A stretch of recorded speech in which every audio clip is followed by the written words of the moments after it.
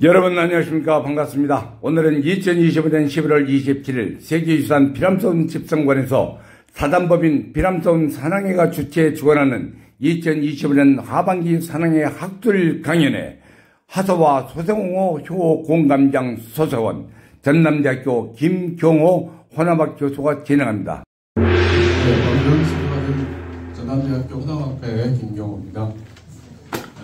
이렇게 귀한 자리에 여러 어르신들을 뵙고 하서 선생님과 소세원 그리고 소세원에 대해서 말씀드릴 수 있는 자리를 이렇게 하게 돼서 대단히 영광스럽습니다.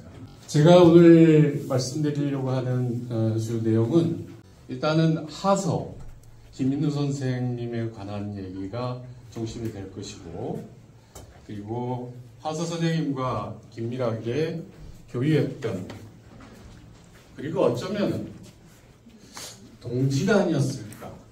그리고 더 중요한 것은 이 두 분을 매개할 수 있는 이제 연결고리인데, 그 연결고리로서 장소라고 하는 곳이 특정이 되어 있다라고 하는 것이죠. 그래서 우리는 그 장소를 재발견한다고 해서 장소성이라고 하는 것 용어를 쓰고 있습니다. 장소성이라고 하는 것을 그냥 눈으로만 보는 것이 아니고 그 장소가 어떻게 우리들에게 보여지고 또 보여져야 될까라고 하는 것을 이제 생각하는 그런 시대가 됐습니다. 그래서 장소성이라고 하는 것이 아주 중요한 학술적인 개념이 되고, 그 장소가 주는 그 감이 있습니다. 느낌. 단순히 이게 필링에 대한 문제가 아니라 거기에는 의미, 맥락이라고 하는 뜻과도 포함이 돼서 장소감이라고 하는 그런 새로운 용어들이 만들어집니다. 그래서 여기 앉아 계시는 여러 어르신들은 그런 용어들이 생소할 것 같지만은 그러나 이미 다 알고 계세요. 어디 가면 특별히 거기 참 이상적이었어. 참 좋았어. 그 좋다라고 하는 것을 우리는 머릿속에 어떻게 기억할 수 있을지는 모르겠습니다. 한번 생각해 보십시오. 여러 어르신들 몇 면을 뵈니까 한 7, 80년은 넣기 좋기 이 풍파를 지내오신 얼굴도 이렇게 뵙게 됐는데, 우리의 얼굴에 묻어있는 바람결의 그 느낌을 기억하십니까? 잘 기억할 수가 없을 거예요. 그런데 50년, 60년, 70년이 지나도 기억나는 게 있을 겁니다. 뭐냐면은 어머니가 가난한 시절이지만 끓여주었던 국물 하나, 맛있는 음식 하나라고 하는 것들은 아마 오래오래 기억이 남을 겁니다.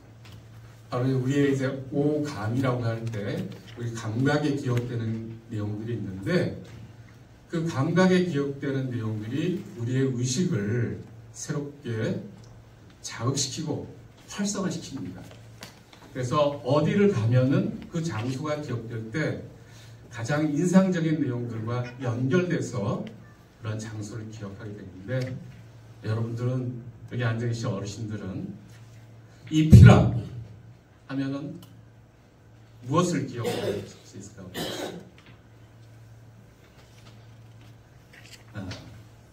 각자가 살아온 경험, 체험이 다르기 때문에 본인이 생각하는 세계들이 다를 수 있습니다.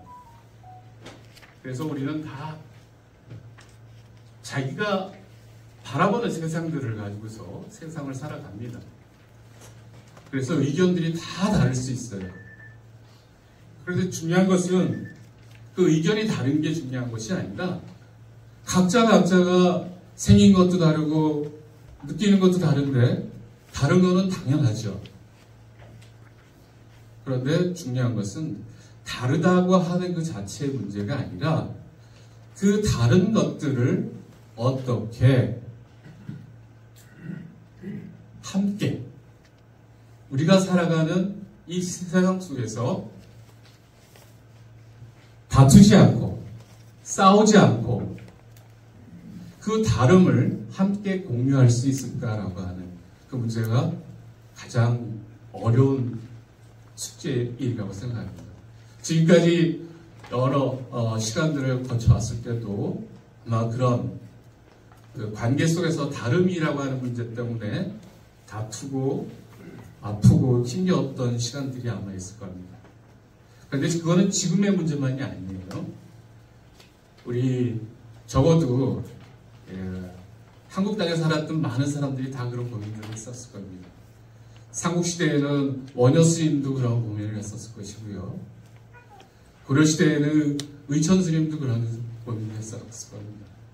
조선시대에는 우리 이 지역의 하서 선생님도 바로 그런 고민을 했었을 것이고요. 그리고 지금 여러분들도 아마 그런 고민들을 하고 계실 것 같습니다. 자, 그런데 이제 문제는 아까 제가 말씀드렸지만은 그 서로 다 각자 삐죽삐죽 다른 것들을 일률적으로 딱 깎아서 통일시키는 게 아니라 일률적으로 키를 맞추는 것이 아니라 삐쭉삐쭉 들쑥날쑥하지만은 그 각자 서로 다른 것들이 어떻게 모여서 다른 목소리지만은 함께 갈 수 있을까라고 하는 것을 고민하는 것. 이게 가장 큰 삶의 과제였습니다. 여기 계신 여러 어르신들은 특히 하서 선생님이나 피담노선이나 유학에 대해서 관심이 많을 거라고 생각하는데 바로 유학은 이 문제를 풀려고 해결하려고 3000여 년 전부터 이 문제에 대해서 그렇게 많은 얘기들을 해왔던 그 기록의 내용들입니다. 사실. 공자님의 말씀이라고 하는 것들이 다 그런 것이고 하서 선생님의 말씀도 여기서 벗어나지 않습니다. 소세영 양산모 선생의 말씀도 마찬가지입니다. 바로 이 얘기를 한마디로 얘기하면 뭐냐? 여러 계신 여러분들은 어르신들은 유학에 대해서 관심이 많기 때문에 아마 한 번쯤 생각해 보셨겠지만은 오늘 제가 서두에 미리 이 말씀을 드린 것은 자 유학 아침에 이제 이런 피람서원에서 이런 강연회가 있는데 천둥번개 취급비가 막 내렸어요. 어쩌면 오늘 날이 좀 추웠으면은 아마 눈이 내렸을 만한 그런 분위기였는데 이 날이 굳은데 어딜 나가냐고 아마 하셨던 집안에서 어르신들도 있을 것 같습니다. 저도 집안에서 예정됐으니까 나왔지 그렇지 않으면은 저는 오늘 새벽 3시쯤에 잠을 잤어요. 뭐 저녁이 좀 있어가지고 그러다가 한 7시쯤에 다시 일어났는데 세상이 아주 어둡더라고요. 비바람이 몰아치고 막. 그런데 왜 여기에 오실 수 있냐 이거죠. 의무감 때문에, 숙제 때문에 오셨을 수도 있지만은 아마도 그런 상황임에도 불구하고 여기 올 수 있었던 거는 일단 약속을 했으니까 온다라고 얘기할 수 있습니다만은 그 약속이라는 게 도대체 뭡니까? 그 약속을 다른 말로 얘기하면 저는 관계라고 말씀드리고 싶습니다. 관계성. 유학은 많은 말로 설명할 수 있어요. 그 유자가 선비 유자를 쓰잖아요. 그럼 선비라는 사람은 도대체 뭐 하는 사람이냐? 라고 이렇게 질문을 던질 수도 있어요.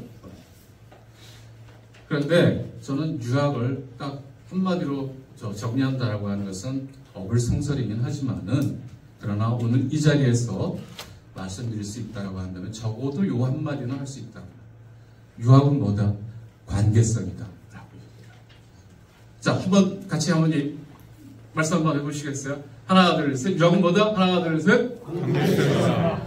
맞습니다. 관계성으로 생각하시면 돼요. 그럼 관계성은 나 혼자 씁니까? 아니죠. 한번 앉아 계신 자리에 얼굴들 한번 마주보면서 인사 나누시죠. 우리가 지금 그 종교 행사 하는 거 아닙니다. 평화를, 당신에게 평화를. God bless you. 신의 은총을. 저기 지금 촬영하시는 어르신은 저 힙합 하시는 걸로 한번 얘기해도 괜찮을 것 같은데. 그렇습니다. 관계성이라고요. 중국어는 꽌시라고 얘기를 합니다. 그래서 중국 사람도 꽌시 얘기가 굉장히 중요하게 생각하죠. 근데 그게 단순히 이제 유학의 얘기만이 아니라 결국 삶의 얘기가 관계에 대한 얘기다라고 생각합니다. 근데 특히나 유학은 바로 이 관계를 중요시한다는 거예요. 그래서 오늘 제가 여기에 이제 강연 제목으로 이렇게 붙여놓은 것도 하서와 소세원과 그리고 소서연인데 그 가운데에 뭐가 들어갑니까? 그 관계성을 맺어주는 핵심적인 무엇이 있어야 되는데 그것을 바로 효로 잡았습니다. 그런데 효는 다 아신다고 생각을 하실 겁니다만은 효는 너무너무 어려운 내용이라서 제가 감히 말씀드릴 수가 없어요. 여기에 계시는 여러 어르신들 있지만은 이 앉아계시는 어르신 중에서 효자로 이름이 나신 분도 아마 있을 것 같지만서도 대부분 효자란 말을 잘 듣지는 못합니다. 아마 가슴에 손을 얹어놓고 보면은 그 이유를 분명히 아실 거예요. 그런데 유학하면 다 뭐 효도 다 이런 얘기만 하고 아니 나이 드신 어르신이 효도해야지. 너 왜 효도 안 해? 어를 공경해 라고 하는 말만 들었는데 정작 그 말을 본인한테 한번 돌려서 생각해 보신 적이 과연 몇 번이나 있을까? 자, 오늘 저는 바로 그 얘기를 여러분들에게 하서 선생님과 소세영 양담보 선생님 그리고 그분들이 나눴던 그 삶에 대한 얘기를 효라고 하는 얘기라고 해서 한번 나눠볼까 합니다. 자, 제가 준비한 첫 페이지는 이겁니다. 오늘 계절 쪽으로 그렇습니다. 가을날의 시간입니다. 가을이 가고 있고 겨울이 이제 왔어요. 오늘처럼 뭔가 비바람이 몰아치면서 낙엽이 뚝뚝 떨어지고 아침에 보니까 소세원의 풍경이 너무 좋더라고요. 우리 피람선 풍경이 너무 좋았는데 아마 소세원도 가면은 그렇게 좋을 것 같습니다. 오늘 그 양식분 중에서 많은 어르신들 와주셨는데 대단히 감사드립니다. 그런 공간을 아직까지 지키고 있어서 우리가 그것을 지금도 볼 수가 있는데 아마 그 소세원도 여러 우여곡절이 있고 지금도 있는 것으로 알고 있습니다만 어쨌든 잘 유지되기를 바랍니다. 자, 이게 왜 인생을 가을로 비유할까요? 인생을 파릇파릇한 봄으로도 청춘을 바로 얘기하는데 가을을 얘기하면 왠지 노년, 중장년, 곧 나뭇가지에서 잎새가 떨어질 듯한 여기 오늘 제가 장성 쪽으로 넣어보니까 저쪽 입구 쪽에서 나무에 이파리는 다 떨어졌는데 감이 열려있는 그걸 보면서 저는 오늘 생각했습니다. 저거지. 제가 왜 저거지라고 표현했냐면은 저렇게 뭔가 결실을 맺을 수 있다라고 하는 것 저는 그것을 오늘 말씀드린 효의 내용이다. 효다. 그렇게 얘기합니다. 효는 지금 매달린 감이다. 그래서 요즘 대봉 감 맛있게 드시면서 야 그럼 오늘 갔더니 전화한데 무슨 교수가 와가지고 얘기하는 효가 무슨 감이래. 맞아요. 그 계절을 이겨내면서 결실을 맺는 그 결실이 저는 감히 효의 내용이다라고 생각을 하고 싶어요. 자, 그래서 그 내용들을 한번 생각해 보시면 좋을 것 같습니다. 결국은 우리가 어떻게 살 수 있느냐라고 하는 얘기들을 던질 수밖에 없습니다. 효도해라라고 하는 것도 딴 얘기가 아닌 것 같습니다. 자, 제가 발표할 그 내용들을 오늘 쭉 적어놨습니다. 근데 제가 이 강연을 할 때 특히 이제 PPT를 만들면서 여러 가지 내용들을 압축적으로 하는데요. 오늘은 그 내용들을 압축을 하지 않고 일부러 저렇게 가져왔습니다. 문장을 한번 읽어보도록 하겠습니다. 제가 쓰는 글의 스타일인데 한번 읽어보시는 것도 한 방법일 것 같았어요.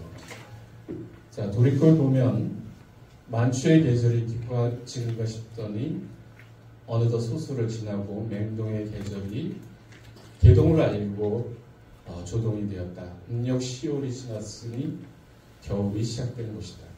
아마도 이 계절이 되었을 때 역에 밝았던 하서 김인호 선생이나 소세용 양상보 선생은 한결같이 괴를 뽑아들고 자신을 성찰하고 지나온 생애를 되돌아보았을 터이다. 우리 시대의 지금에는 기후변화로 인해 계절의 구분이 모호해지기는 했지만 예나 지금이나 가을이 가고 겨울로 이어지는 이 절기는 자성과 성찰의 시기이다. 자, 이 도입의 이 말씀이 어르신들에게는 어떻게 들릴지 모르겠지만 저는 일부러 이 얘기를 꺼냈던 것이 우리의 시간이 계절의 흐름과도 크게 다르지 않는데 그 계절의 흐름이라는 게 도대체 뭘까? 시간이라는 게 도대체 뭘까? 결국은 인생이라는 게 도대체 뭐냐라고 하는 부분과도 다르지 않는데요. 그것을 한번 좀 생각해 봐야 되지 않겠습니까? 앞에 계절을 표현하는 초겨울을 표현하는 저 단어들이 저렇게 많이 있습니다. 찾아보면 더 많이 있었어요. 자, 소설을 하면은 뭐 11월 한 10일 이전 정도의 시간을 이제 얘기하면은 그때 이제 겨울이 시작됐다. 그래서 개동이라고 하기도 하고 조동이라고도 이렇게 얘기를 합니다. 그 다음에 이제 저것이 지나가면은 중동이라고 하는 것이 이제 오는데 음력이 11월 달로 이제 넘어가잖아요. 보통 이제 맹추위가 시작되는 그런 건데 아직은 그럴 시간은 아닙니다만은 음력 10월 달 겨울이 시작되는 계절입니다. 그럼 우리는 이 계절에 도대체 어떤 생각을 하고 살까라고 하는 것들을 한번 먼저 물어봤습니다. 저희 근데 그 다음 날에다가 왜 이제 하서 선생님과 소세용 선생님을 보면서 역에 밝았다라고 얘기를 하냐? 하서 선생님이 역에 굉장히 역에 대해 침잠해서 공부를 굉장히 많이 했던 분이에요. 그 부분을 여러분들은 잘 알지 못할 수 있는데 역에 관한 책이 이분이 불타버리지 않았으면 아마 지금도 연구될 때 많이 있었을 터인데 그런 것들이 소실이 됐다고 그래요. 그래서 하서 선생이 제일 좋아했던 여러분 중에서 그걸 꽂으면 한 2분 정도가 있는데 그 좋아했던 학자가 있습니다. 학자가 누구냐면 연계, 주연계 선생님. 연계 선생 하면은 여러분들이 잘 생각은 못하겠지만은 태극도라고 하는 그것을 그래서 태극도서를 만들었습니다. 연계 선생의 그 풍물을 배우고 싶어 했다. 그 다음에 두 번째로 얘기하면 횡거 선생. 중국의 횡거라고 하는 마을에 살았다고 해서 횡거 마을의 선생이라고 해서 횡거 선생, 장제라고 하는 분인데 이분의 저작 중에 서명이라고 하는 것입니다. 이것도 역에 관련된 것이라고도 할 수 있는데 어쨌든 이 두 분을 가장 존중했어요. 그래서 항상 하서 선생은 연계 선생의 태극도하고 그다음에 장제, 횡거 선생의 서명도를 가지고서 읽고 또 천독을 했다고 해요. 천독. 그런데 놀랍게도 제가 이 얘기를 왜 꺼내냐면은 이게 바로 효하고 연결이기 때문에 바로 서명의 내용이 하서 선생의 효부에 언급되어 있어요. 그러니까 오늘 여기에 계신 분들은 새로운 정보를 하나 얻었어요. 하서 선생이 역에 아주 탁월했다. 우리 역에 탁월하신 분이 한 분 계셔요. 우리 전남대 철학과에 조호진 교수님 있는데 다음에 한번 기회가 되시면은 조호진 교수님부터 역에 관한 강의를 한번 들어보면 괜찮아요. 한번 일어나서 인사 한번 해주시죠. 여기 아주 밝으신 분이고요. 바로 하서 선생님이 여기에 아주 해박하신 분이었어요. 그러니까 하서 선생님이 여기에 밝으니까 그 역의 이치를 담고서 만들었던 조선 유학의 16세기의 최대의 학술적 성과가 있었어요. 뭐냐? 천명도설이라고 하는 게 있습니다. 그걸 우리 태계 유랑 선생의 작품으로만 생각하는 게 아니라 그게 추만 정지훈 선생이라는 분이 만들었는데 이분이 누구 제자냐? 김한국 선생의 제자. 모제와 이 하서 선생은 사제시간이죠. 그래서 다 연결됩니다. 그러니까 그 추만 정지훈 선생님이 서울에서 자기가 쓴 그 천명도가 맞냐 틀리냐 그거를 자문을 걷기 위해서 장성까지 와서 하서 선생한테 자문을 구하고 올라가는. 그게 1548년 49년도에 일이었어요. 왜 왔다 갔는지 이유를 잘 몰랐을 거예요. 하서 선생님이 역에 탁월했기 때문이었어요. 바로 역은 이런 식의 내용들을 담고 있어요. 그래서 여기 보면은 우리가 일반적으로 역에서 얘기할 때 주역 역전에서 보면은 건계에서 처음 나오는 얘기들이 이렇게 나왔는데 원형이정이라고 하는 얘기였습니다. 저 원형이정을 원형이정이라고 이렇게 4개를 이렇게 하면은 보통은 5개로 얘기를 많이 얘기하는데 우리 4계절을 맞춰가지고 4개로 하고 또 인의예지 신 얘기할 때 4가지로 하게 됩니다. 그래서 5가지로 하면 오행을 얘기해야 되잖아요. 수화, 목금, 토. 토가 지금 빠져 있어요. 5번째가. 근데 그 토의 비유는 뭐가 있냐? 가운데 함께 한다 해서 어디가 다 연결, 토왕이라는 걸 표현했습니다. 그래서 4개를 연결되는데 원형이정. 한번 같이 한번 읽어볼까요? 원형이정 한번 읽어보시죠. 주역을 지금 읽는 겁니다. 하나, 둘, 셋. 원형이정. 그 다음 밑줄을 보면은 거기에 우리가 사덕이라고 있어요. 인간이 가지고 있는 그런 오덕이라고 얘기하는데 저기서 하나가 지금 빠져 있습니다. 뭐가 빠졌어요? 이들신자가 빠졌어요. 이들신자의 위치가 바로 토의 위치인데 가운데에 들어가는 거예요. 그래서 여러분들은 4가지인데 신이 빠져서 신이 별로 안 중요해서 그게 아니라 현대는 더더욱 중요합니다. 왜 중요합니까? 아마 지갑에 하나씩 다 가지고 있을 겁니다. 뭘 가지고 있어요? 네, 핸드폰 있지만은 카드. 그 카드를 영어로 뭐라 그럽니까? 크레딧 카드라고 얘기해요. 근데 그 번역을 해서 뭐라 그럽니까? 신용카드라고 해요. 왜 신용카드야 그게? 그냥 크레딧 카드지. 거기에 믿을 신자가 들어가는 거예요. 신용이 있어야 된다라고 한 자본주의 사회에서 신은 더 중요하게 얘기하는데 어쨌든 저기에 빠졌어요. 그렇지만은 저 4가지에 다 들어가 있다고 생각하시면 됩니다. 4번째 사덕은 한번 읽어보세요. 인예의지. 예. 그 다음에 오행 목화금수. 토가 지금 빠졌어요. 방이 동남서북. 중앙 계절 춘하 추동. 그 다음에 저것을 음장으로 표현할 때는 이제 저렇게 되고 자 이렇습니다. 바로 이런 내용이 우리 계절과 연결되어 있는 겁니다. 자, 우리가 가을, 추 하면 뭐로 연결돼요? 음양 오행에서는 뭐로 연결됩니까? 추. 미의 금서. 미교 얘기해야죠. 왜? 주역에서는 미. 가을은 바로 이 미라고 하는 겁니다. 그럼 겨울은 뭡니까? 정이에요. 자, 요거를 다 연결해가지고 이렇게 생각을 했습니다. 그런 게 다 이유가 있었어요, 사람들. 우리의 생활의 주변에서 일어나는 일상이 학술적인 내용과 별개의 것이 아니라고 생각합니다. 일상이 곧 학문이다. 삶이 돌이다. 이걸 표현하는 겁니다.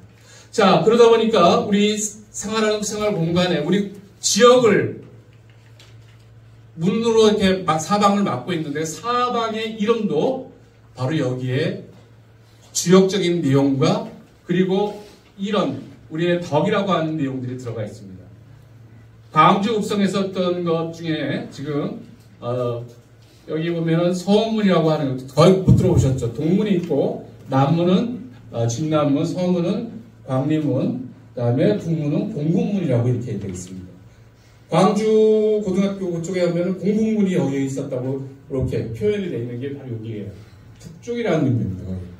자, 서울에는 바로 숙정문이라고 하는 것이 있었고, 바로 동쪽에는 동대문에 뭐가 있습니까? 흥인지문. 흥인문이라고 이렇게 표현해야 되는데, 거기에 지자까지 더서 하나 더 넣은 것은 지형, 산세, 이런 것을 맞춰보고 그걸 넣었다라고 하는 설들이 있습니다. 다른 거는 세 글자인데, 여기는 지자가 더 들어갔잖아요. 그런 내용까지 다 들어있어요. 자, 저거는 바로 뭐냐? 바로 계절, 봄이 시작되면은 뭐다? 마음이 이렇게 새롭게 꿈틀거리면서 생명을 얻는다, 활성화된다, 라고 하는 것을 우리의 덕으로서는 뭐로 표현하냐? 인으로 표현했습니다.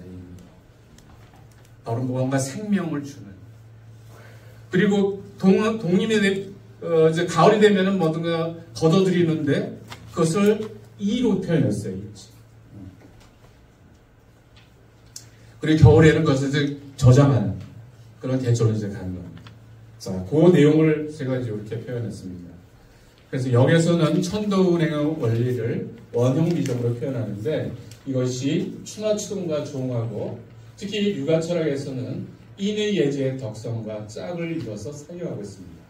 간단히 이 계절과 연결해서 볼 때 가을 추는 바로 이에 해당되고 바로 의와 덕성으로는 의와 짝해서 이루고 겨울은 동입니다. 겨울은 곧다라고 하는 발라야 된다라고 하는 것으로 봅니다. 그리고 지자와 연결이 되는데 자 이것을 정리를 하면은 만물이 읊기 시작하는 첫 시작 으뜸 원자로 시작되는 거예요. 으뜸 원자는 뭐하고 연결이 됩니까? 덕성은 인으로 연결이 됩니다. 모든 생명을 자라게 한다라고 하는 인.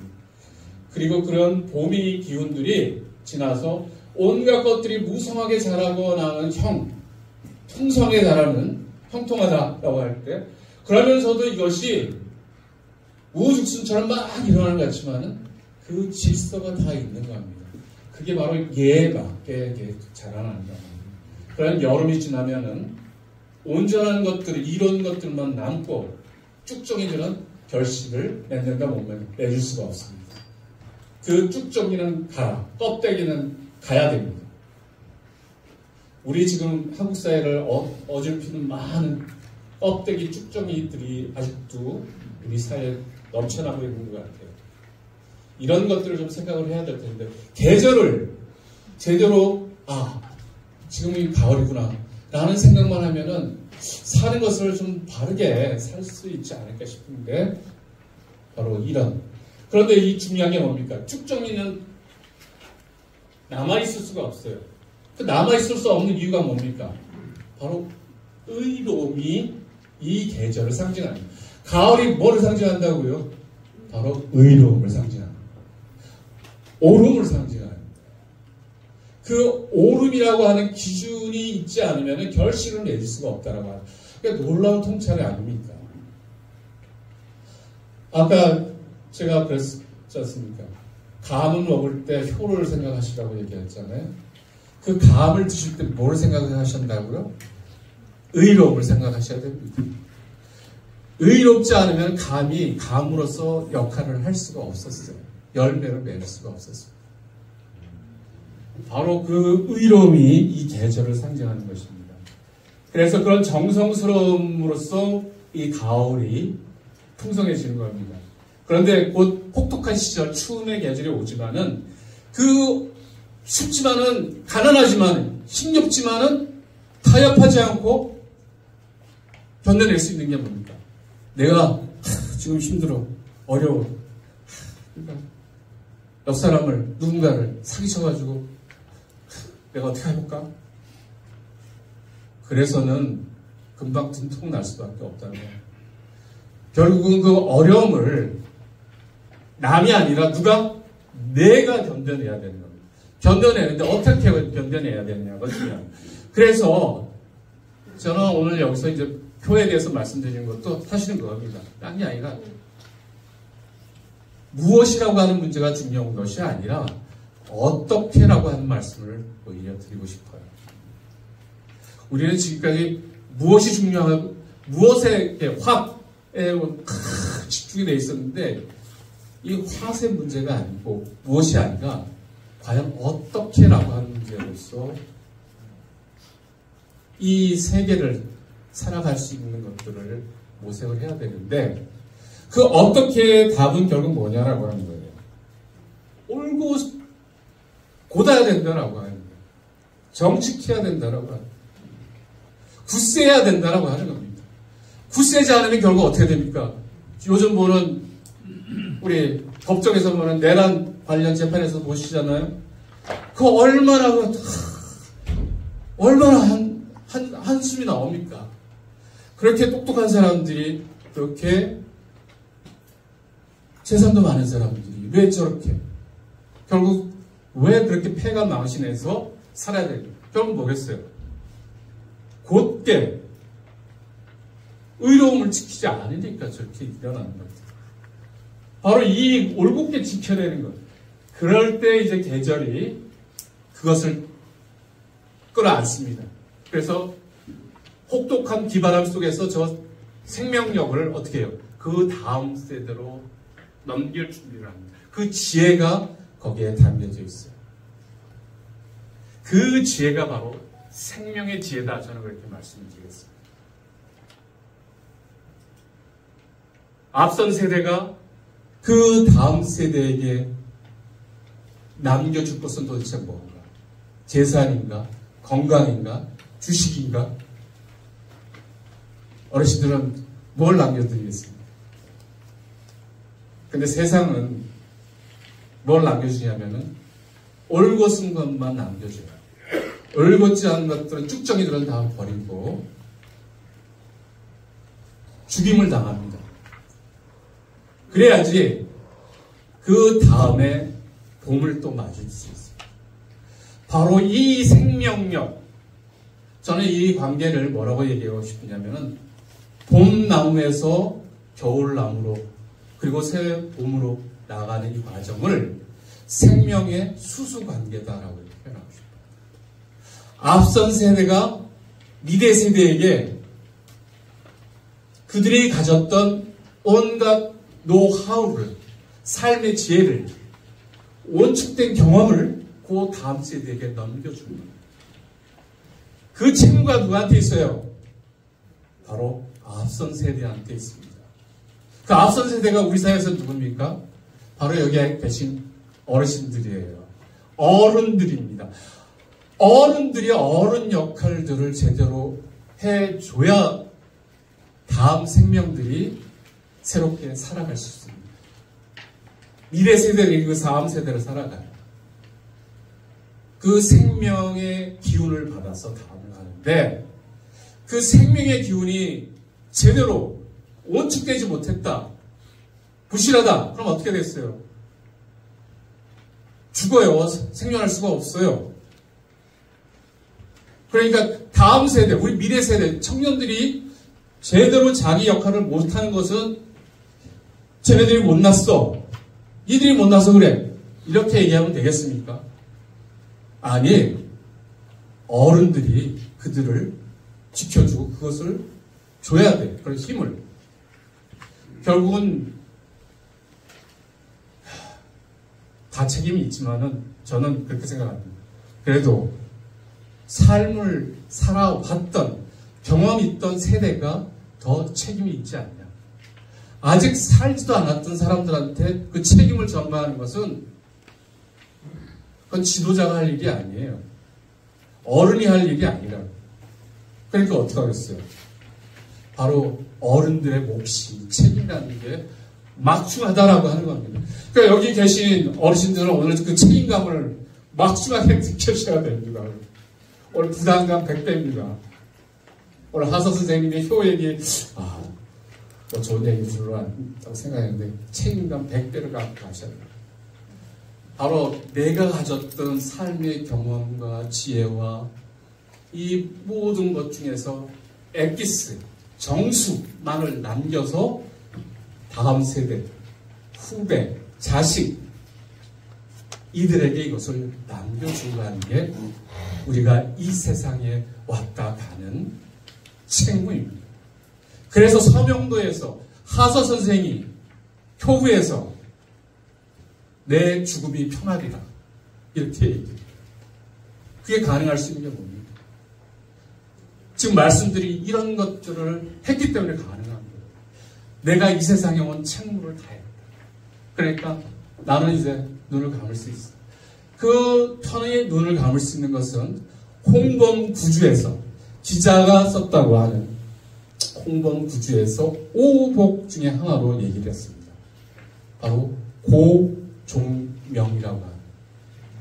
자, 우리의 인생의 시간이 그렇게 많지 않다고 생각하시는 여러 어르신들이 있지만은 마지막 나의 최대 내가 바람이 있다면 전통시대에 적어도 유학을 공부했던 분들이 가장 갈망했던 것 중에 하나가 뭐였냐면은 뭐 아픈 거는 어떻게 할 수 없어요. 그렇지만은 고종명하는 것이었어요. 고종명. 고종명이 뭐냐?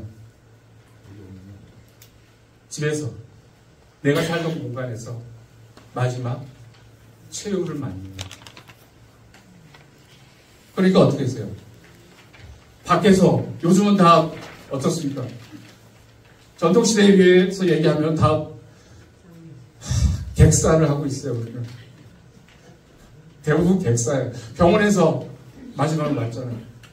전통시대는 자기가 살았던 공간, 그 가장 익숙한 데에서 가족들이, 자식들이 지켜보는 가운데에서 마지막 숨을 내뱉으면 삽니다. 근데 우리가 운명했습니다라고 할 때 운명한 거는 결국 뭐냐? 숨이 멎었다라고 하잖아요. 멈추면, 다치면. 그래서 지금 한숨 한번 더 해보세요. 휴 한번 내어보세요. 하나, 둘, 셋. 이러면 좀 긴장감이 좀 풀어집니다. 화나고 뭐가 막 안 될 때 막 뭐라도 던져버리고 싶은 분노가 끓을 때 숨을 과호흡이 일어나요. 과호흡이. 숨을 더 쉬면 안 됩니다. 뱉어야 돼요. 뱉어요. 우리가 그래서 그걸 뭐라고 얘기하면 컴다운이라고 합니다. 컴다운. 좀 안정할 수 있는 방법은 뭐냐? 숨을 내뱉으면 됩니다.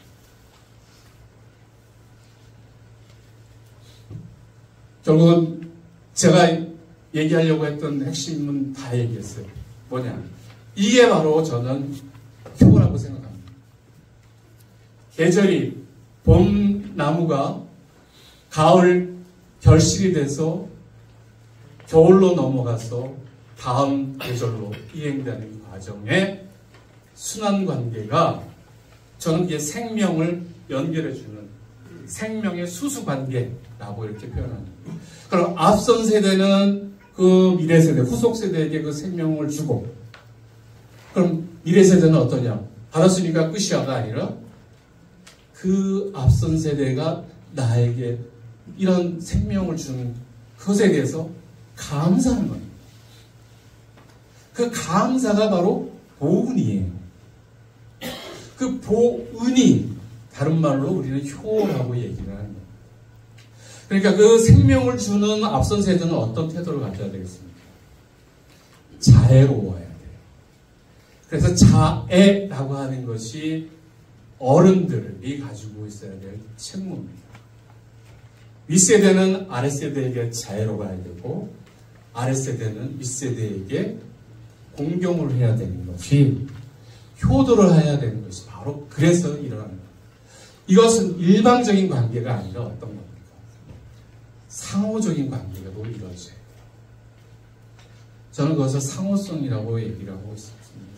그런데 이 상호성은 서양에서 너무 많이 얘기하는 것은 기브 앤 테이크가 많지. 뭐 너가 줬으니까 내가 요만큼 해. 이런 방식이 아니에요. 이것은 한마디로 뭐다? 생명을 주는 겁니다. 그 생명을 줬다라고 하는 것은 온 것들을 줬다라고 하는 거예요. 온 것. 그래서 그 온 것들을 줬다라고 하는 것을 한 단어로 표현해라. 그럼 뭘로 표현할까요? 자, 오늘 두 번째 배우는 것 중에 하나가 바로 정성성자입니다. 자, 정성을 다하겠습니다라고 하면 됩니다. 하나, 둘, 셋.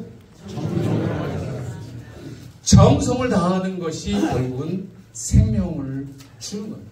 정성을 다하겠다라고 하는 그 하나는 말이 정성성자가 그래서 유가 철학에서 1번입니다. 이게 바로 뭐냐면 천도라고 표현됩니다. 바로 이 정성성자가 열매 실자하고 만나는 겁니다. 그래서 성실이라고 하는 단어가 만들어요. 우리가 성실해라 그냥 말로만 성실하잖아요. 이 성실이라는 단어가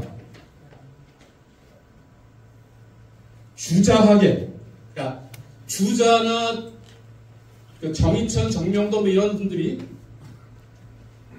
유학을 새롭게 만들었다라고 하는 신유학이라고 표현하기도 하는데 저는 그런 표현보다도 도학이라고 표현하겠습니다.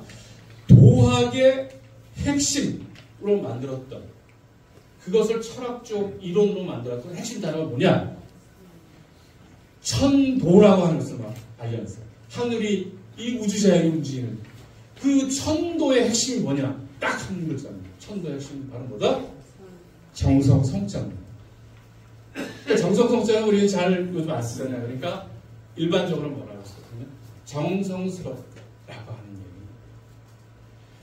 그러니까 지금 우리가 일상적으로 쓰는 성실이라는 이 얘기를 배우면서 여기 계시는 어르신들은 바로 이게 주의가 정의, 정명도 이런 사람들이 도학을 얘기했던 사람들이 그리고 조선시대 태계, 이광, 율곡기, 하사선생 이런 분들이 가장 중요하게 생각해요. 바로 철학이라고 하는 것을 철학적 개념을 여기서 말합니다. 자, 뭐라고요, 이게? 자, 한번 읽어보세요. 성실. 성실. 자, 우리가 성실이라고 하는 요 단어에 뭐가 들어가 있어요? 열매실자가 들어가 있잖아요. 열매실, 아까 뭐라고 그랬습니까? 오늘 계절에서 뭐예요? 감. 감을 드실 때마다 이제는 그래, 성실이야. 너가 성실해서 내가 이걸 먹는구나. 이렇게 얘기를 하셔야 돼요. 그 감사함을 그 계절이 가지고 있는 이 세상 우주 자연이 가지고 있는 그 정성스러움의 정수가 결실이 맺어진 겁니다. 그 맺어진 것을 내가 먹어서 그래 내가 기운을 내마 감사하게 너를 먹고 내가 기운을 낼게 라고 생각하십시오. 기분이 좋을 때도 기분이 우울할 때도 뭐 그 생각을 해보세요. 그렇다면은 내가 살아가는 지금 이 시간이 그냥 막 살아가는 시간이 아니에요. 너무나 소중하고 너무나 감사하고 너무나도 정성스러운 그 시간일 수밖에 없습니다.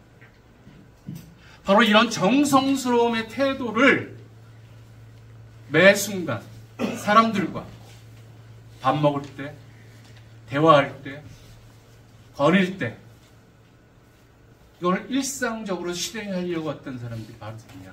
바로 도학을 하려고 했던 사람. 그 도학의 대표적인 사람이 누구라고요?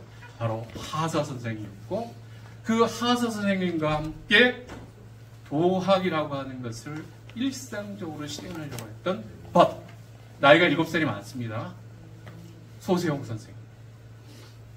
1503년생이시고 소세용 선생은 하사 선생은 1510년생입니다.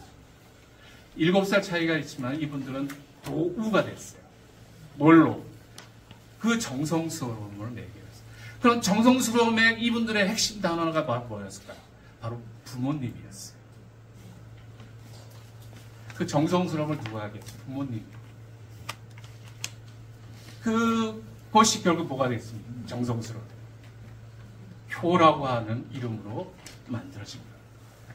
효가 그냥 개념으로서의 효가 아니에요. 머릿속에 주어지는 것으로서의 효가 아니라 뭐가? 그 정성스러움이 나의 일상적 행동, 느낌, 사고, 감각 이런 것을 통해서 구체적으로 실현이 됩니다. 이러니 어찌 아름답지 않겠어요?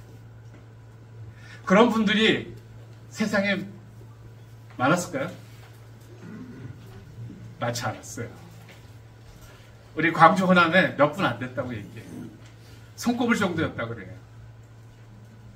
그러니까 이 효가 너무너무 어려운 거예요. 그러니까 이런 효의 내용들이 어디에 들어가 있냐? 바로 이런 철학적인 내용이 들어가는 겁니다. 이게 그냥 나온 게 아니에요. 이런 것들이.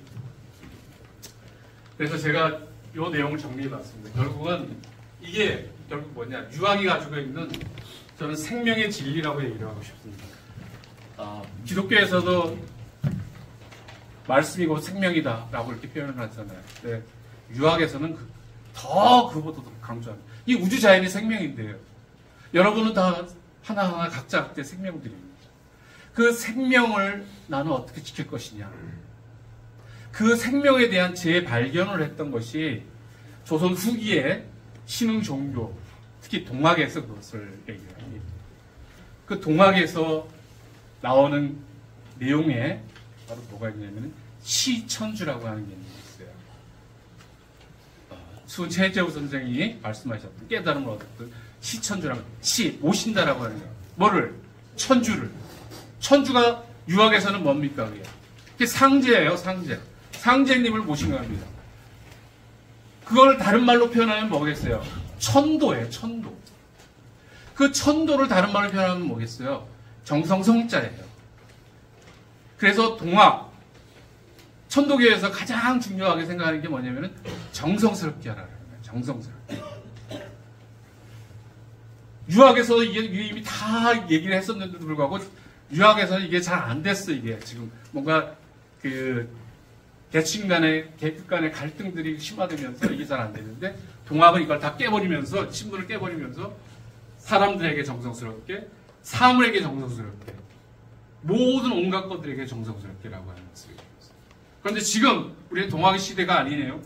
유학을 가지고 하서 선생님이 효를 가지고 얘기했잖아요. 바로 그 하서 선생님이 얘기하는 효의 핵심이 뭐다? 바로 이 생명성입니다. 이 생명성. 이 생명성을 과연 우리는 어떻게 지켜가고 그 생명을 지키기 위해서는 어떤 노력을 해야 되느냐라고 하는 거예요. 생명을 지키기 위해서 총칼 앞에서 맞서 싸울 수 있는 것. 그런 용기. 비록 내가 이 자리에서 목숨을 잃을 수 있지만은 그러나 이 과정을 통해서 다음 생명이 또 이어가리라라고 하는 것들이 얘기가 된다라고 합니다. 근데 이런 것들이 너무너무 힘들어요. 자, 제가 말씀드린 효라고 하는 내용이 바로 이 내용들입니다. 너무너무 힘들죠? 네, 맞습니다. 지금 강의 내용도 지금 이제 지쳐가려고 그러는데 힘듭니다. 자, 조금만 더 하겠습니다. 그런데 이런 내용을 저는 다른 단어로 한번 표현해 봤습니다. 바로 인동이라고 하는 것이죠. 인동. 인동하면 뭐가 떠오릅니까? 인동차가 떠오르시죠? 저는 저걸 쓰면서 특정한 분을 염두에 두지는 않았어요. 저는 또 강원도 사람입니다. 강원도 속초 사람입니다. 그래서 정서적으로 이 호남 쪽하고 좀 다르죠. 근데 아내는 광주 사람이에요. 그런데 제가 해강 선생님을 좋아합니다. 예, 김동현 선생님이 해강이죠. 후강 선생이죠. 후강. 근데 후강 선생을 상징하는 단어로 뭐냐면 인동초를 얘기해요. 질문 드리겠습니다. 인동초는 풀입니까? 나무입니까? 초장 붙였으면 제가 오늘 그 퀴즈 선물을 하나 드리겠습니다. 제가 책을 하나 드리겠습니다. 인동초 꽃 이름 아시는 분? 인동화. 제가 선물드렸어요.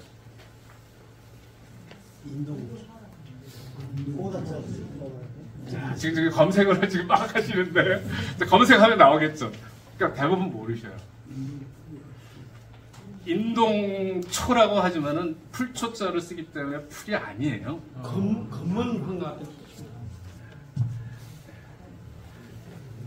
지금 시간이 지났는데, 자, 금등하라고 하는 것을 얘기해요. 꽃이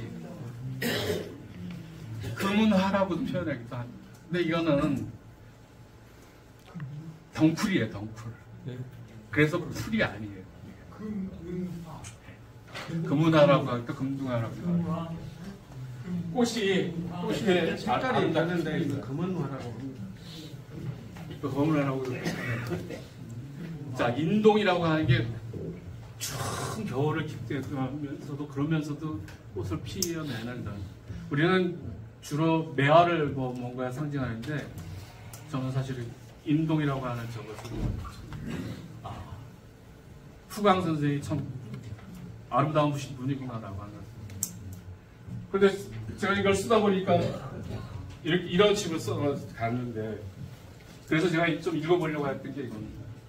인동은 삶을 절멸시킬 정도의 고통이 주어지는 것이고 그러한 고통을 신념을 견뎌내는 것이다. 그런데 인동이 값진 것은 그것이 신념을 견뎌냈다는 사실에만 있는 것이 아니고 인동은 고통과 신념을 감내하고 견뎌내면서 분노와 원망, 으쌍티망이라고 이렇게 표현합니다. 원망 이런 것들 그런 것을 넘어서 새로운 연대와 저항을 위한 삶의 동력으로 생명으로 전환하는 데 있다. 그래서 인동은 아무나 할 수 있는 것이 아니다. 이 인동과 같은 것이 다름 아닌 효이고 이 효의 도리가 효도이며 효의 이치를 담고 있는 것이 효리이다 라고 하는 자, 여러분들은 이제 앞으로 그 후강 김대중 선생을 생각하면은 인동 얘기했으니까 인동초 얘기했죠. 아직 잊어버리지 않을 거예요. 그럼 뭐다? 아, 그게 효다. 그 후강 김대중 선생이 우리를 다 효로 통치하려고 그랬어? 저는 그게 맞다고 생각해요. 김대중 선생이 대통령이 총칼 앞에서 살아남으셨던 분인데 그분이 당신의 분노와 복수 정치를 하신 게 아니잖아요. 화해와 통합을 위한 그런 것들인데 화해와 통합이라고 하는 새로운 생명, 진리 그런 것들을 실현하려고 했어요. 그래서 노벨 평화상을 받았는지 모르겠습니다. 누구는 막 타려고 애쓰기도 하지만은 그런데 한번 생각해 보세요. 그런 내용들이 가져야지만이 효가 가능하다라고 합니다. 통치자가 가져야 될 덕목이에요. 효가 전통시대에 왕들이, 통치자가 저것을 강조했던 이유가 바로 뭐였어요? 저래야지 바로 누가 나오냐? 자기를 위해서 죽을 수 있는, 목숨을 바칠 수 있는 신하가 나옵니다. 신하, 충신이 그냥 나오는 게 아니에요. 충신은 바로 효자들에서 나와요. 효자들은 부모님을 위해서 목숨을 바칠 수도 있는 사람들. 자기 살을 베어서 봉양하는 일. 그게 쉬운 일이에요? 너무너무 어려운 일이에요.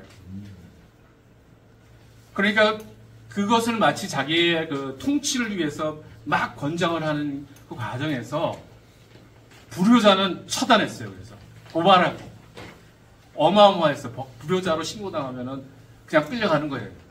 그만큼 효에 대한 문제가 중요했었는데, 근데 그거는 전통시대의 이제 그 얘기고, 우리 시대에는 그럼 어떻게 해야 되느냐라고.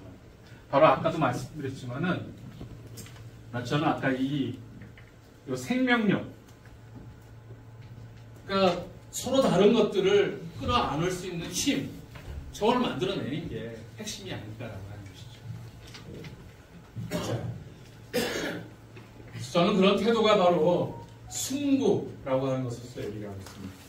바로 사람들을 뭔가 이렇게 성숙하게 만드는 그런 힘이 되는 것이라고 그렇게 얘기하고 있습니다. 자, 그래서 이런 내용들을 이제 효도라고 하는 것으로 얘기를 했을 때, 효도는 일방적인 강요가 아니다라고 얘기했죠.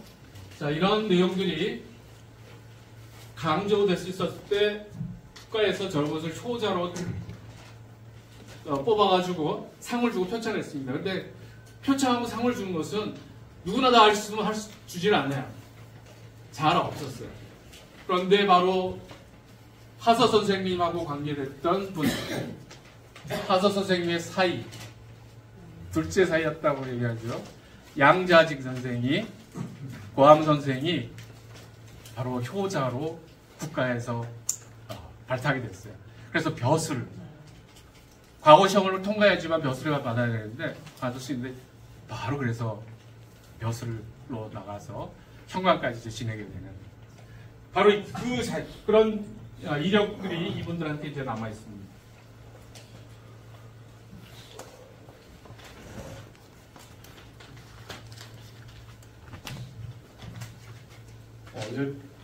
이제 끝내라고 이제 그러는 것 같은데요. 조금만 더 하겠습니다. 여기 이제 제가 이제 말씀드릴 거 중에서 한 10분만 하고 정리하도록 하겠습니다. 왜 안 나오고 하죠?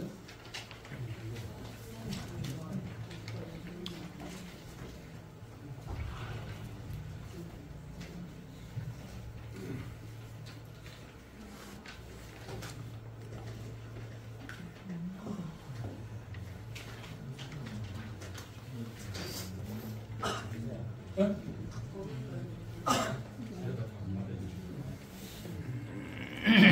자료가 안 받아졌어요?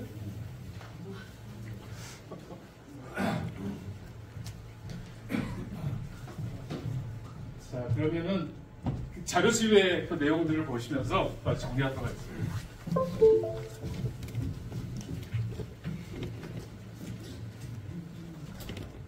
자, 몇 페이지를 펴시냐면요. 지금 48페이지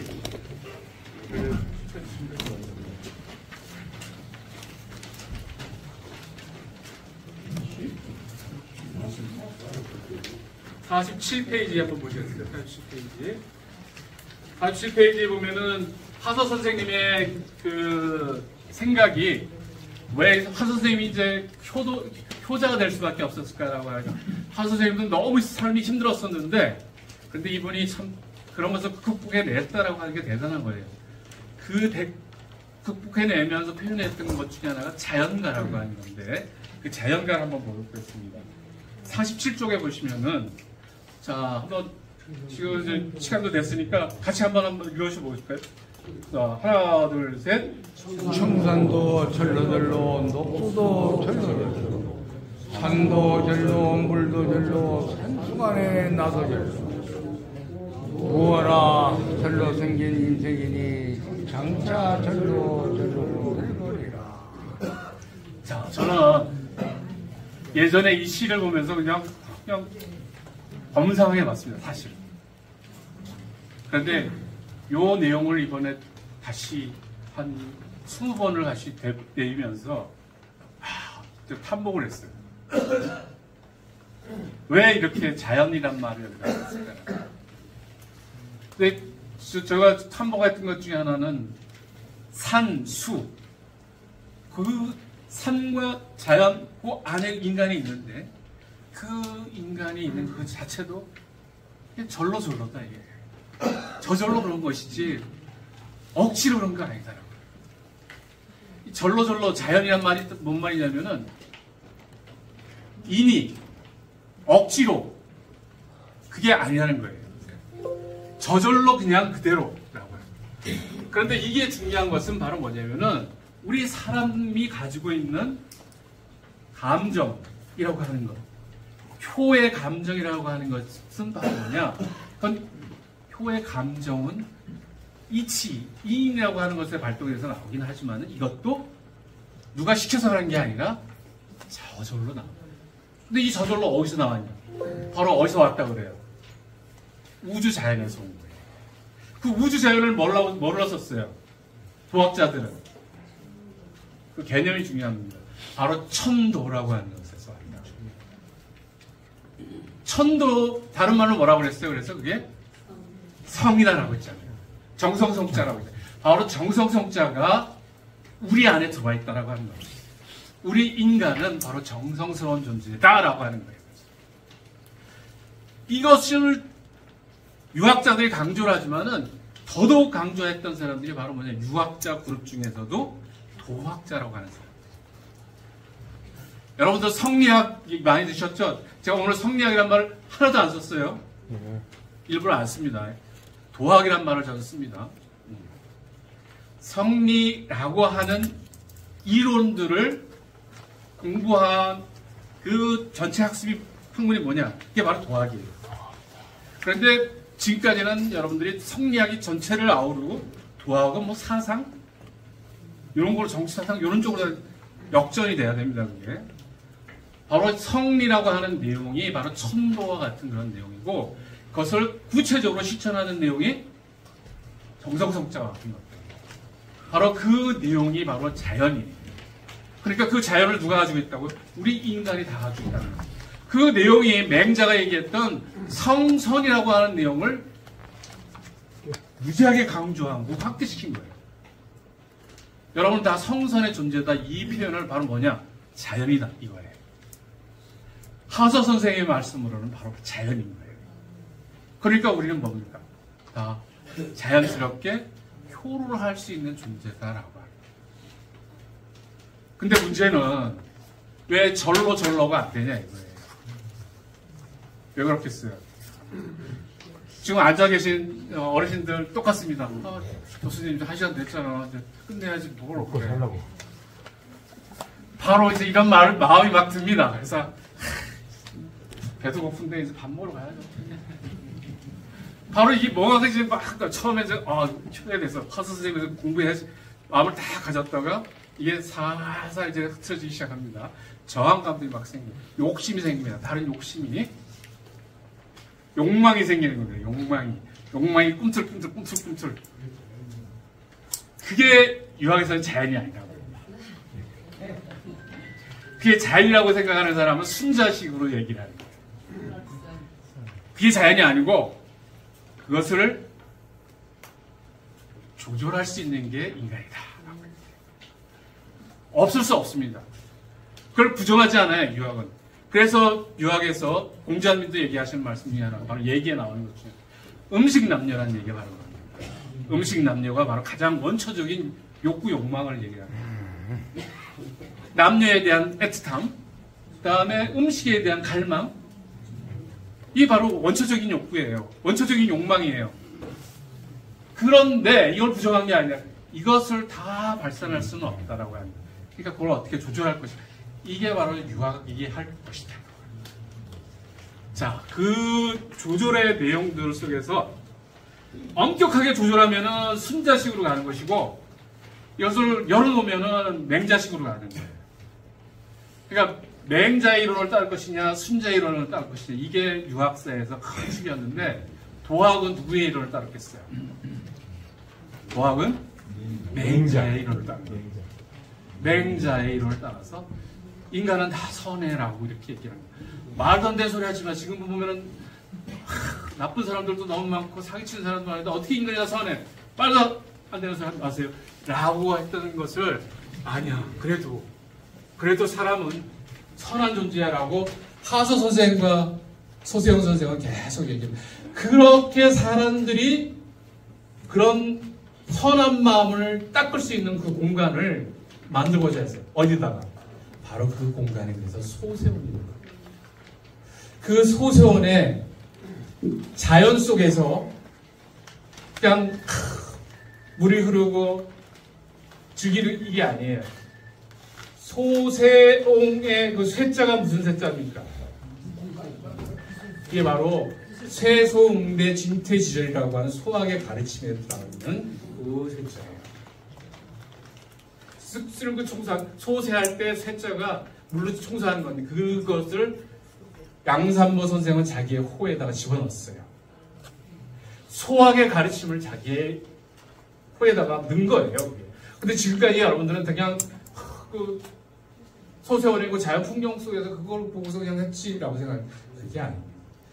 그런 내용을 통해서 자기 스스로를 조절하고 경계하면서 어떻게 실천해나가고 것이냐라고 하는 바로 그 두 어르신이 소세원에 그렇게 만나면서 그 공간들이 활성화된 거예요. 그래서 저는 소세원에 그냥 지역에 유명 인사들이 다 모여서 뚝딱뚝딱 놀고서 했던 것이 아니라 그 공간에서 우리가 과연 어떻게 살아야 될 것이냐, 우리의 삶은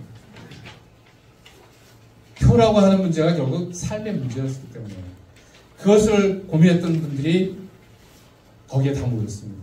그런데 그런 사람들이 모였던 그 증거 자료들을 제가 찾다 보니까 이것을 찾았어요. 새벽 3시까지 봤다라고 하는 게 제가 그냥 그 강연 나오면 그냥 써놓은 거 가지고 그냥 나오는 건 아닙니다. 마지막까지 자료를 보고 또 찾아보고 하나라도 뭔가를 하려고 이렇게 하는데 광상 김씨의 그 문중에서 올려나온 족보를 보니까 이 족보 한 장에 소세원에 만났던 사람들이 다 들어있어요. 자, 그럼 뭐냐? 여기 하서 선생님은 울산김이잖아요. 울산김인데 그 제주 양씨들하고 관계를 이러는데 그 양산모 선생의 부인이 광산김문이에요. 그 연결되는 고리들이 쭉쭉쭉 가면서 누구들이냐? 우리 그 한벽당의 주인 누구죠? 김윤재. 사촌 김윤재. 김윤재 선생의 매제 사이가 누구냐면은 양산모 선생님이에요. 김윤재 선생의 조카 사이가 누굽니까? 송강 정철이에요. 사이가 누구냐? 유강항이라는 인물인데 유강항은 누구냐? 유옥의 아들이에요. 유옥. 유옥은 누구냐? 3인대에 얘기되는 그 인물 있잖아요. 박상 선생이랑. 이분들이 다 연결이 되는 거예요. 이렇게 지금. 타결도를 1590년도에 만들 때 거기에 등장하는 인물들도 여기 지금 다 들어있습니다. 송순 선생도 또 누구냐? 송순 선생의 고모가 양산보 선생의 어머니예요. 그러니까 그러니까 이종이죠. 외종. 동생이 이걸 그 공간을 만들어. 그러니까 어떻게 해요? 볼 수밖에 없죠. 효부라고 하는 글을 써요. 그 글의 마지막 구절에서 거의 지금 그 부분만 딱 보면서 정리를 하겠습니다. 그 내용에서 마지막 부분이 지금 화면에 지금 나오지가 않는데요. 그 부분이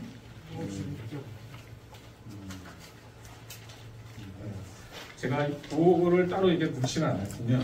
붙이지 않았는데 치만 넣었는데 52쪽의 효부에 맨 마지막에 보면은 이렇게 나와요. 삶은 나의 순이라면 죽음은 나의 편일세라고 하는 부분이 요 구절이 장횡거 선생의 서명에 나오는 마지막 구절입니다. 서명의 마지막 구절을 하서 선생이 자기의 효부 차운하는 그 글에다가 쓴 거예요. 그러니까 어떻습니까? 아까 행거 선생을 굉장히 존경한다는데 그분의 인품과 생각을, 효에 대한 생각을, 그 철학 내용을 자기의 시 속에다 이렇게 투영했다라고 하는 이 부분을 여러분들 한번 음미해 보시기 바랍니다. 그래서 마지막 내가 과연 편안하게 죽음을 맞을 수 있을까? 나는 인생을, 삶을 순화했다. 그래서 순리라고 하는 단어가 그냥 우리 일반적으로 쓰는 단어가 아닙니다. 순리가 바로 도학의 단어예요. 도학. 도학의 단어 2개가 나왔어요. 도학의 단어가 순리, 아까 성실, 이 단어입니다. 그러니까 마지막 편안할 영자를 씁니다. 나는 죽음을 그렇게. 자, 이런 관계들이 있었기 때문에 이 소세원이라고 하는 공간이 지역 사람들한테 이제 퍼지게 됐고 거기에 사람들이 몰려들게 됐어요. 그냥 단순히 그냥 몰려든 게 아니라 이 지역의 최고의 지성인들, 최고의 효자들의 그 삶의 태도들을 이들이 배우고 싶어 합니다. 그 울림이 밖으로 이렇게 전파가 되는 거예요. 그래서 소세원은 저는 은일의 공간이라고 이렇게 닫힌 공간처럼 얘기를 해요. 자연 원림으로서. 그게 아니라 효가 확산되는, 효가 밖으로 전파되는 확산의 효의 공감장이다라고 하는 것으로서 이렇게 얘기하고 싶습니다. 그래서 앞으로 소세원에 가시게 되면은 여기에 하서 선생과 소세원 선생 그리고 양자진 선생이 그렇게 만나시면서 다른 분들이 만나시면서 결국은 이 자연 속에서 도대체 뭘 생각했을까? 그 자연은 뭐라고 그랬어요? 바로 정성성이라고 그랬잖아요. 천도라고 그랬잖아요. 그게 뭐라고요? 바로 그게 효라고 하는 개념이었다라고 하는 것을 생각하시면은 왜 조선시대 내내 효라고 하는 문제가 그렇게 중요했고 그리고 우리 시대에도 왜 중요할 수밖에 없는가도 한번 생각해 볼 수가 있을 것 같습니다. 효도하라, 효성스럽게 하라, 이게 어찌 보면 강요되는 것 같아서 짜증스러운데 그게 아니라 뭐라고요? 자연이다. 우리의 본성이다. 라고 생각하시면은 내가 이걸 못하고 있다라고 하는 것은 내가 스스로 부끄럽게 생각해야 될 문제이지 남을 원망할 문제는 아닐 것 같습니다. 자, 그래서 제가 오늘 마지막 여러 어르신들에게 이 자리에서 정리를 해서 말씀드리면은 효의 공감장, 소세원도 중요하지만 결국 이러한 공간에서 사람들이 만나고 그리고 그 만남을 통해서 또 다른 무엇이 만들어지는 것. 그건 단순히 관계가 아니라 뭐가 만들어진다? 저는 생명이 만들어진다고 생각합니다. 생명의 힘이라고 그런 것을 얘기하고 싶어요. 그냥 생명의 씨가 아니라 생명의 에너지라고 하는 것이 만들어지기 때문에 이 생명의 에너지들을 주변 사람들이 어떻게 공유할 수 있을까라고 하는 것을 우리 시대에도 한번 생각해 본다면은 이거는 정말 놀랍게 우리가 한번 생각해 봐야 될 문제가 아닐까 싶습니다. 그러니까 말로만 효가 아니라 바로 그 생명의 기운들을 우리는 어떻게 서로 나눌까. 그 생명의 기운이 결국은 나를 살리고 너를 살리고 우리를 살리는 길이 아닐까 싶습니다. 자, 이 계절에 생명이 점차 이렇게 솟아내 가는, 이렇게 축소해 가는, 껍데기는 보내고 알맹이만 남는 그런 계절이겠습니다. 그렇지만은 그 생명의 기운들을 좀 더 탄탄하게 마지막까지, 마지막 생명의 불꽃으로 태워오시길 바라는 간절한 마음을 정성스럽게 가져오면서 제 말씀을 여기서 맺도록 하겠습니다. 감사합니다. 오늘 전남대학교 교수님이 피람서원에서 산항의 주체로 학술 강연을 하는데 그 주제가 공감의 장으로 소세원에서 하서 선생과 소세원간의 교유와 또 그 외에 그쪽에 선비들이 모여서 한 것에서 우리 동양의 도는 천도에 있고 천도는 그 성으로 표출되는 것인데 그 대표적인 것이 뭐냐면 효도다. 그래서 효도라는 것은 자연과 자연의 추나추동과 원형 이정이 결합된 그런 근본의 원리로서 우리들이 단순히 효도를 옛날의 전통적인 그런 하나의 예법으로만 생각할 것이 아니라 삶의 하나의 원초로서의 효도를 강조하는 그런 강연을 했는데 오늘 그 강연을 듣고 크게 공감하는 바가 있었고 특히나 성자는 천지도야요 인자는 인지도야라고 해서 성은 곧 하늘의 이치고 인간의 근본 원리인데 그 중에서도 인간의 근본 원리는 효도로서 규결된다는 그런 강의 내용을 듣고 참으로 감동을 받았습니다. 특히 이제 가을이 돼서 겨울로 가는 이 마당은 모든 것이 결실하는데 결실하면서 모든 쭉정이는 보내버리고 알곡만 남기는 그런 결정의 순간이고, 이 인동은 뭐냐면 추위를 견디는 인내의 순간인데, 효도고 인간의 모든 도리가 인내 속에서 이루어진다는 그런 어떤 노력을 주장을 한 것에 대해서 크게 공감을 하면서 오늘 산왕의 강연이 아주 성공적이었다고 생각을 합니다. 감사합니다.